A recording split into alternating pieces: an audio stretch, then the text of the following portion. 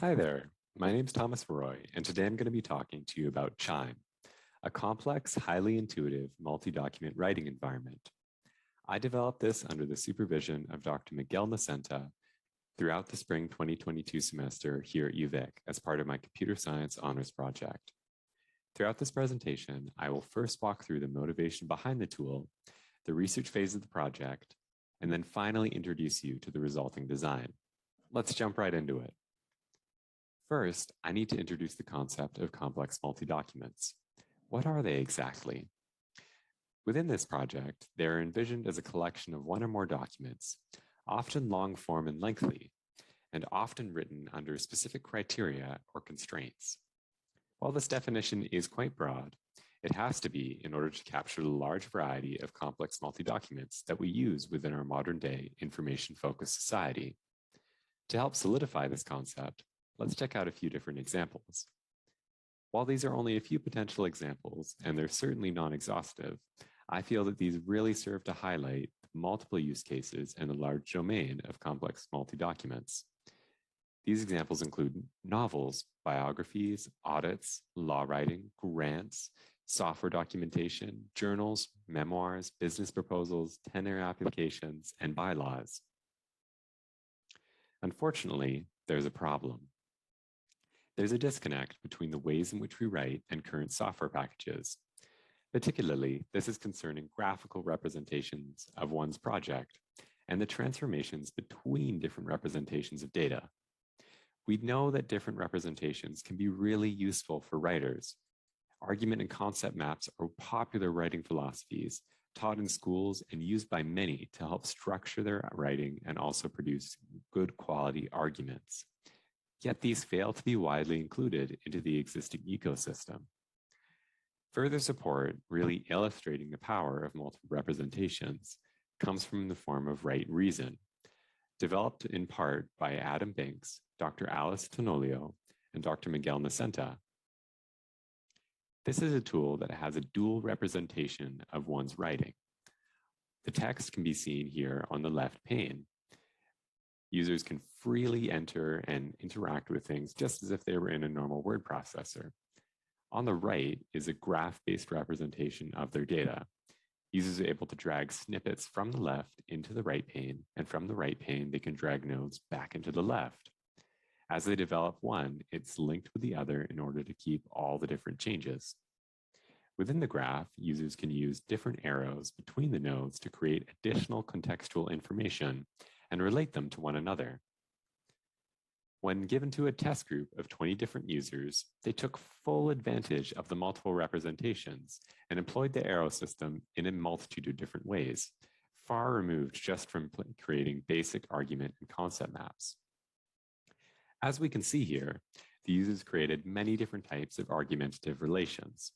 They used different types of arrow coloring to indicate different things. They used pro and con nodes in order to make a convincing argument. They used clustering to relate similar groups of information semantically. Additionally, moving away from arguments, they also used the arrows to support provenance, trying to trace where something in their writing initially originated from. They also used this to plan essay order. Here we can see that they used it in order to plan out their full structure. Additionally, they also used it to do other relations known in purposes just for them and fit just for a specific use case. This powerful existing work spawned a multitude of related research questions that needed to be followed up on. As right reason was able to help essay writers in a multitude of different ways, how can the writers of complex multi-documents be best supported in their task? Specifically, what types of existing systems support some of the basic writing principles?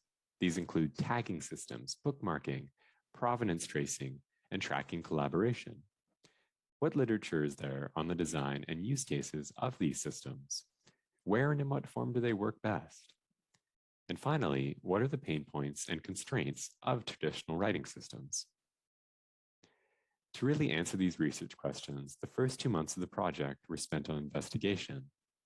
Dr. Nacenta and I had weekly 30-minute meetings where we reviewed my findings from that particular week and then discussed the next steps of the project. He guided me along the entire way, and I really can't thank him enough for his continued support. He made traversing this unknown territory far less daunting than it was initially and made it into a fun experience. As I researched each week, I would save all salient findings into a Zotero repository to be revisited later. Additionally, when coming up on a keyword that yielded one or more relevant results, I saved it within a large glossary to keep track of the different areas I'd hit upon. Here's a small example of some meeting notes from March 3rd, when we were discussing some potential design choices along with their associated strengths and weaknesses. Here's a look at the final keyword list I generated after the research phase halted. While there are a lot of entries, I really wanted to make sure that when looking back at a certain place, I was able to see what in particular I did search for and what I may have missed, in order to really be able to refine my searches and try and capture the widest variety of systems as I could. As much as I'd love to illustrate all the findings that I found, unfortunately, due to time constraints, that's just not possible. But I would like to hit upon a few very salient systems. One important area covered during the review was concept tracing. This is being the ability to track a concept and its evolution throughout one's project. The most pertinent example of concept tracing is the concept navigator. Now, this was developed to help students trace a concept within their course materials. Instructors could create a glossary and assign any number of contexts and groupings to a particular concept. They could then mark any position in the course materials where this concept then occurred. A major drawback to the concept navigator's usage came from the fact that it's not integrated within a user's actual writing environment. The concept navigator also fails to allow users to track concepts themselves as their project develops, only applicable to finished materials, and particularly in the form of instructor already knowing where these instances are. Moving on to tag visualization, another pertinent system was tag orbitals, seen here on the left, developed by researchers at IBM in 2006. This originated from the domain of social tagging systems. These are systems that assign different tags to web elements such as links, photos on social media, or news articles, along with keeping a reference to the item in question. Tag orbitals are a novel way of visualizing social tagging entries.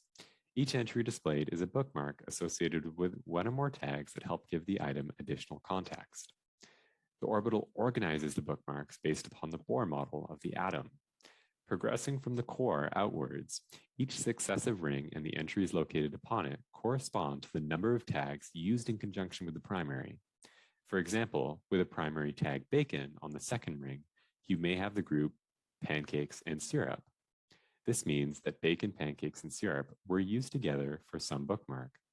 Orthogonal to each bookmark for each group of tagging is the actual bookmark that these tags are assigned with. This lets a user easily identify what words are most commonly used together in a simplistic and intuitive way. On the right here is something called the tag flake. This was also developed in the domain of social tagging. The usage of this one is quite different though, as it's trying to categorize tags under the concept of hierarchy and defining them in the context of a parent. If we see this tag here, hurricane, its children will be storm and water, progressively getting more and more specific. Well, if we go backwards closer to the root, we can see how they fall under the context of their parent. Shifting over to visualizing collaboration, several novel approaches exist within this field, particularly in displaying wikis. These are collaborative spaces home to a multitude of related web pages centered around a central topic. The scope and immense size of some wikis calls for collaboration, typically by anonymous web-based participants. Popular wiki hosting sites, such as Wikipedia, operate under this model. To visualize the contributions of different collaborators on a particular wiki, a group of researchers created WhoViz and WhoColor, a simplistic way of seeing directly how much one person contributed on a wiki. As can be seen above, each researcher has been assigned a particular color. Their contributions on the document then highlighted in that exact same color. On the right here, we can also see the relative percentage that each researcher contributed towards the wiki. Moving on to provenance tracing, we can see a tool set developed at the University of Utah in 2018 called TRACK. This is a set of web-based tools facilitating the reproducible tracking of anything, including provenance data. It's important to note that the focus of provenance within existing literature is not domain-specific. Solutions tend to focus on the reproduction of any series of actions, be it within a document, software, or automated procedure. TRACK's main goal is action recovery, the process of reversing time on a series of events.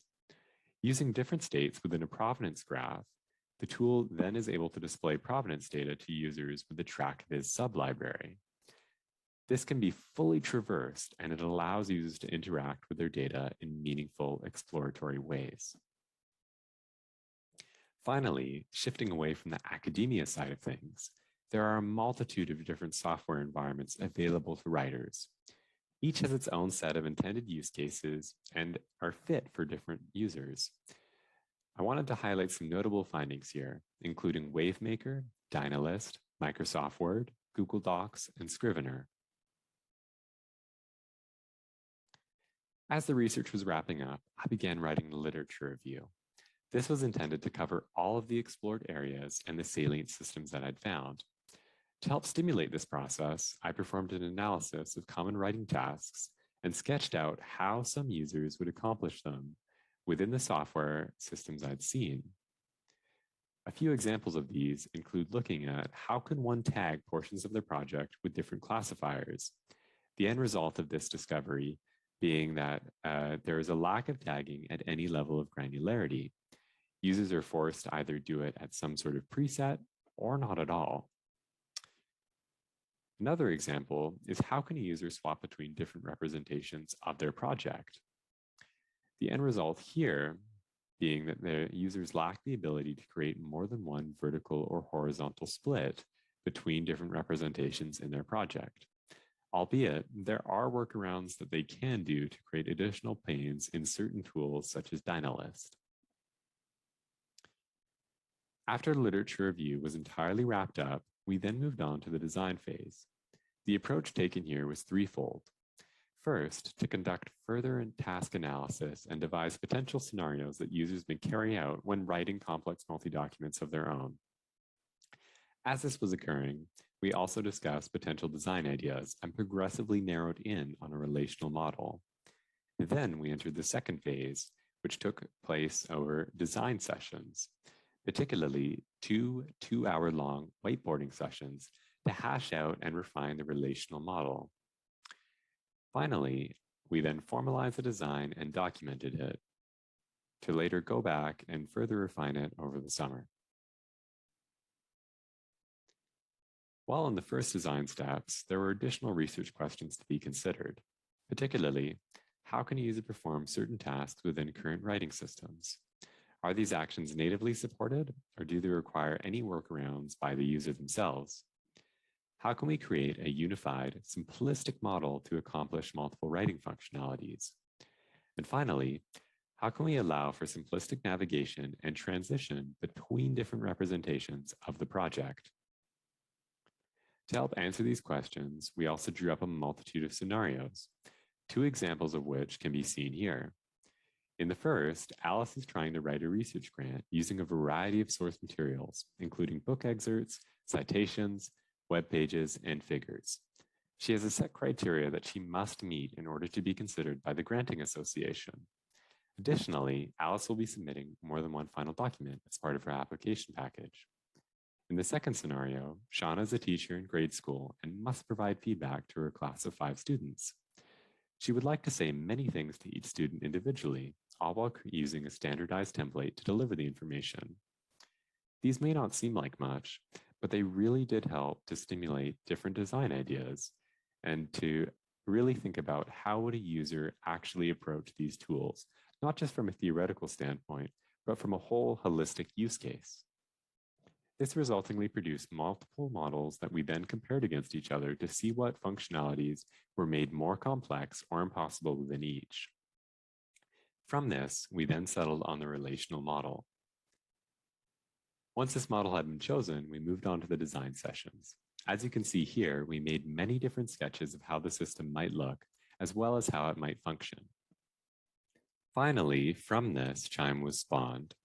All of the sketches seen here form part of the tool's design documentation. Not all parts could be shown, unfortunately, due to time limitations, but I will discuss the most important components. Seen here is the overlay, and this is what users will primarily interact with. On the left is the palette, a long vertical strip intended to provide quick access functionality to different elements of one's project. Here's the visualization, where a full representation of the different project materials, represented as nodes, relate to each other through a series of relations. Here are two different panes. These are where users will primarily spend most of their time. The left and right button strips control loading nodes into panes and also clearing the panes themselves. Users are able to type text and develop just as in a normal word processor here. Depending on the types of the nodes in each pane, different buttons will be shown in the middle. These allow users to create different relations between the two nodes. If any relation exists, it will be shown here at the bottom. Here's the visualization shown a bit more complex than before. It's important to note that any standalones are always placed at the left-hand side of the graph by default. As users are able to fully drag everything around, this isn't really an issue, as they can just rearrange it to their heart's content. It's important to note also that there's a search bar up at the top where users are able to prune the visualization down to only a certain subset of nodes based on their query. Here we're getting into the relations, which are really the cornerstone of the project. Shown here is the tagging relation, and this allows the user to give additional context and categorize materials throughout their project with appropriate classifiers. In this example, we're tagging writing on campus spaces with the tag EDI, representing equity, diversity, and inclusion. CHIME recognizes the types of the nodes that are loaded into the panes and presents tagging as one possible option for a relation. Pressing the T button here will then create the tagging relation, updating the visualization to show a directed arrow from the tags node to the campus spaces node.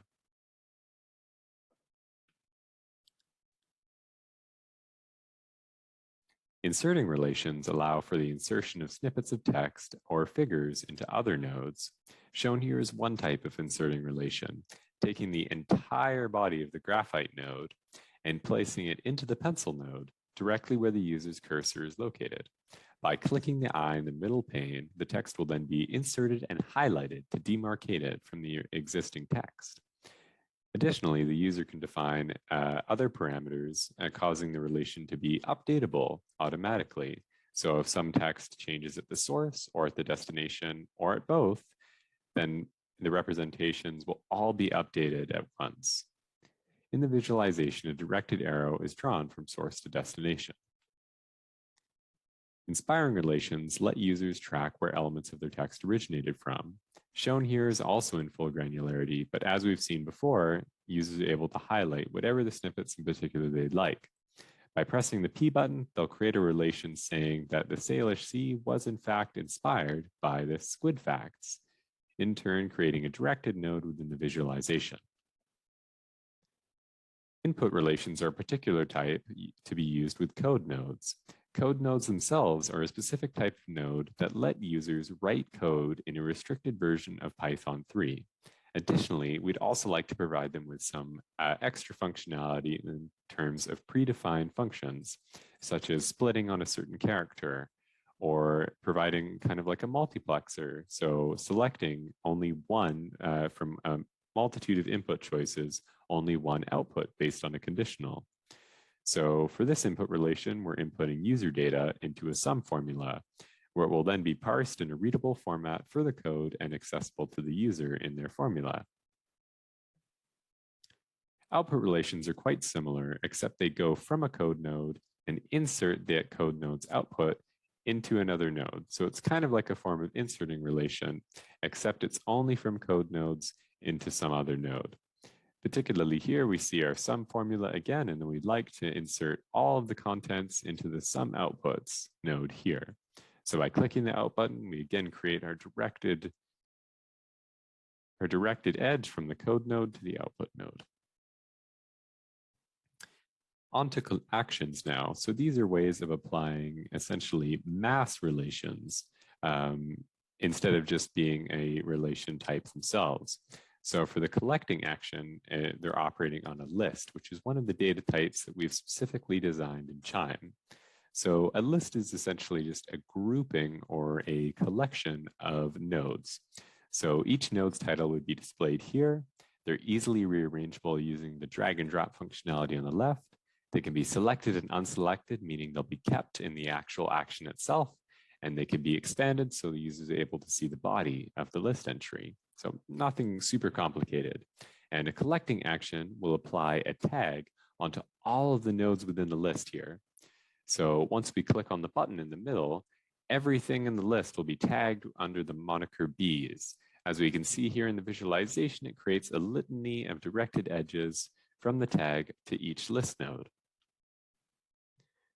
Additionally, there's also gathering actions. So instead of applying mass tagging, this is mass inserting.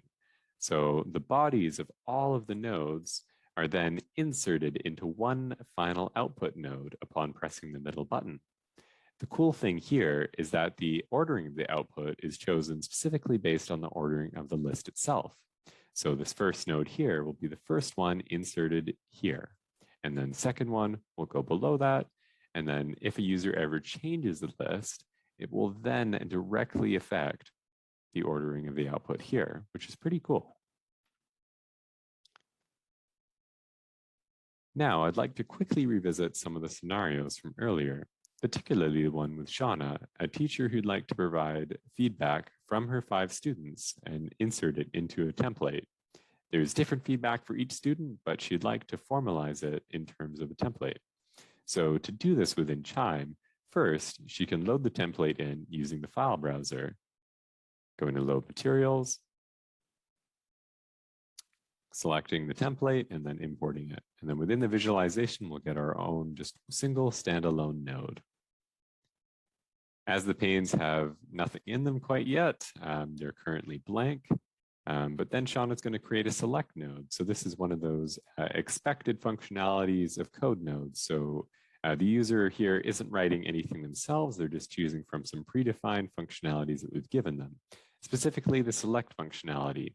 So it takes any number of inputs and a conditional to condition on, and then it will only output whatever input that has a title matching the body of the conditional. So I think that'll further come out a bit later if that sounds confusing. So she does select, and then she creates a select variable with the title Alice and adds both of them to the project and then creates an input relation between the variable and the select node. Clears the select variable and then creates a node for Alice, just a plain text node creating that student's feedback. And creates an input relation between the select code and Alice. So now I've cleared the visualization again. And here she's loaded in the template.